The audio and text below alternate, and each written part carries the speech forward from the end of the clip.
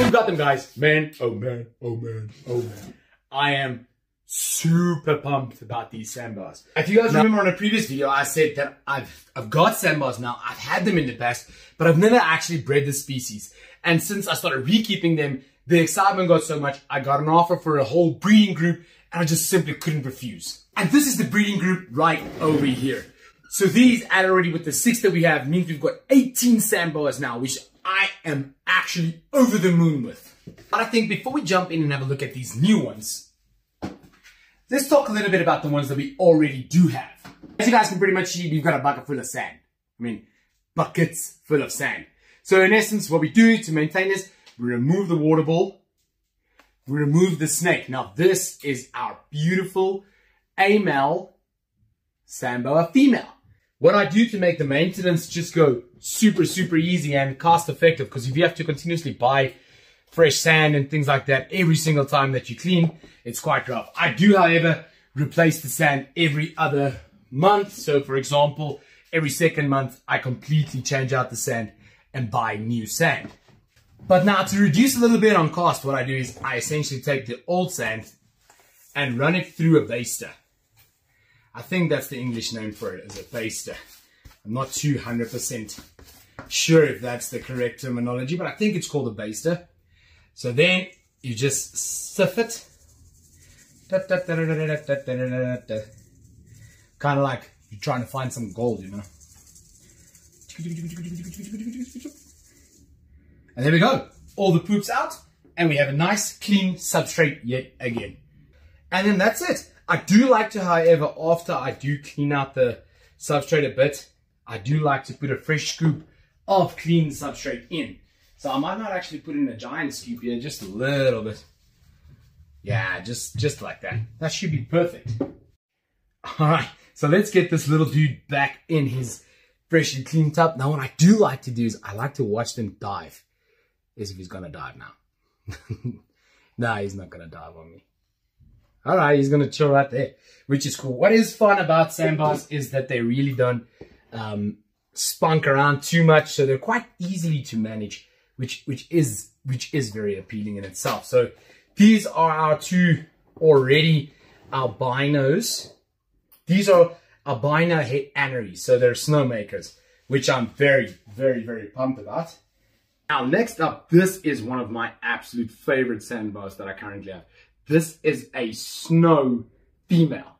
Now, she is absolutely insane looking. So I'm pretty excited to produce her maybe in 2 years' time when she's a proper 4 years old. I'll really be excited to produce her, because babies from this, I think, is just going to look absolutely amazing. And like I said, we do have the male het anery boy. So that would be pretty cool. Now let's just get her in a temporarily in her holding receptacle, while we quickly clean out her substrate as well. Now, final little glance at this beautiful girl before she actually goes back into her tub. She might actually be due for an upgrade pretty soon. Probably going to be sooner than later. And we move on to the next. Now, this is visually not as stunning looking as what you guys already have seen, but he carries the genes that I need.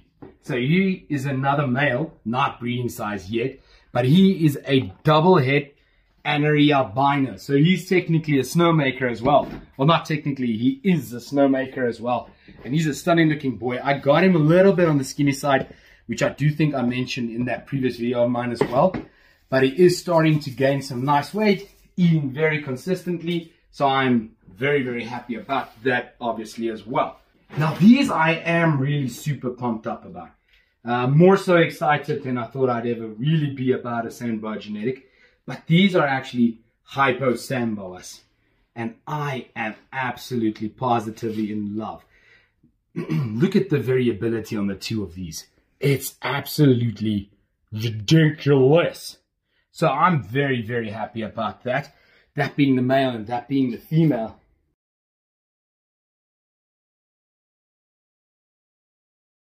As you guys can see, I do have water bowls in every single one of my sandbar enclosures, but they don't use them at all. I've never seen them utilize a drink.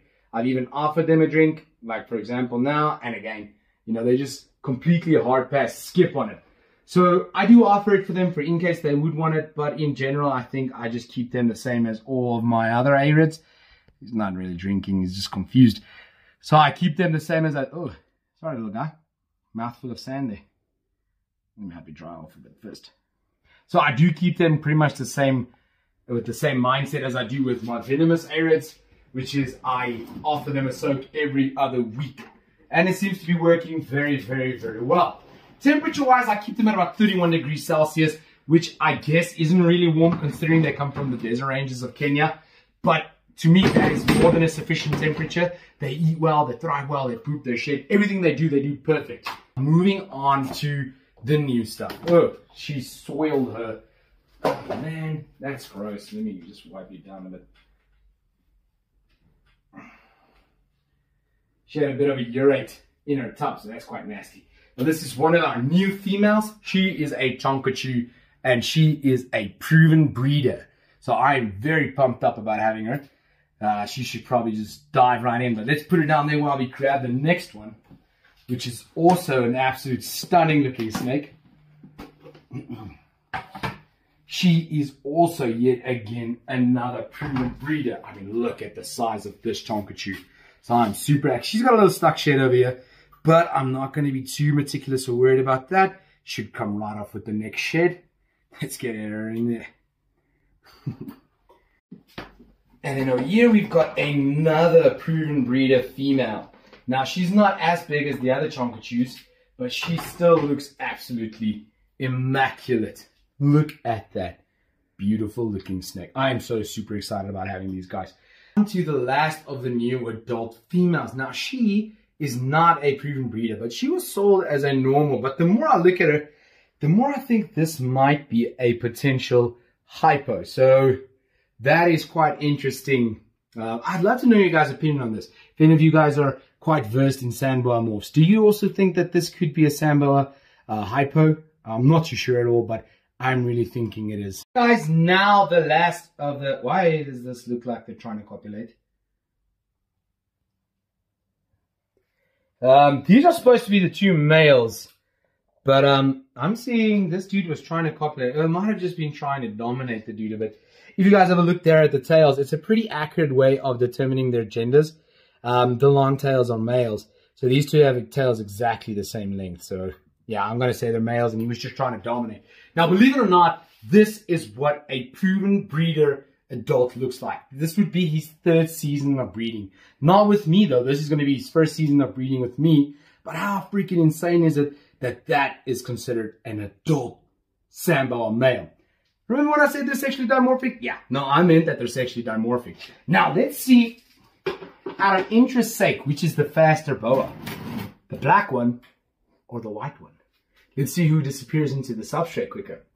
I'm going to put some money on this one for no particular reason. And I'm going to pretty much, I think this one's going to lose also for no particular reason. This one just looks faster. Right, let's see. Dive, dive, dive. Okay, wait. Dive, dive, dive. Alright, the race is on. They're diving. Oh, yeah, we've got the black one over there going in fast. The yellow one over here going in, kind of slow, but he's going in. They're going, who's going to win? We've got a quarter snake birdie already. We've got a fraction of a snake birdie already. Halfway there. Almost halfway there. And they're going. Who's going to actually win this race? I've got no idea.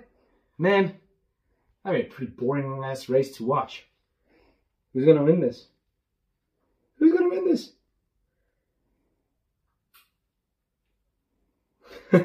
This dude's so derpy.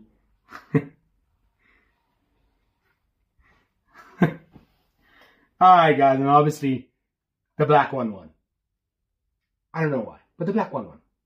I'm actually going to try feed these big females. Now I know, generally give them time to settle and wawa, which is nothing wrong with that. I mean, that is, let me take out this water bottle, 100% a good idea. But I mean, if they do eat, then generally you've got nothing to stress about, just don't bother them too much. Alright, let's see. This should be female. I'm sure they're going to eat. Man, I got a feeling I'm going to get a big ass fright when they do grab the meal. That's quite, I think this is the biggest female also. This pie item should be good for her. You want this? Whoa! Yeah, you want that. Man, I'm so in love with these snakes. They're so ridiculously fun to keep. Alright, now let's see if the next girl will eat. There's her head there, way at the back. You see that little nose sticking out? I'm pretty sure she's also going to eat. Like I said, guys, you know, if they do eat, you know, you don't really need to worry if you just house them and they grab food. Yeah, he's going to eat. She's going to eat. Whoa. Dun, dun, dun, dun. Damn, man, that's so cool. Man, I love these snakes. This girl's already waiting for her meal, so let's not make her wait too long. Wow. Alright guys, from Undisputed Reptiles, thank you so much. That's going to be it for this video. Thank you for checking in. I think the next video we're going to be doing on the sand boas is where we're going to be try breeding them. I won't make the video right after this, but it'll be the next time you see them. From Undisputed Reptiles, peace out.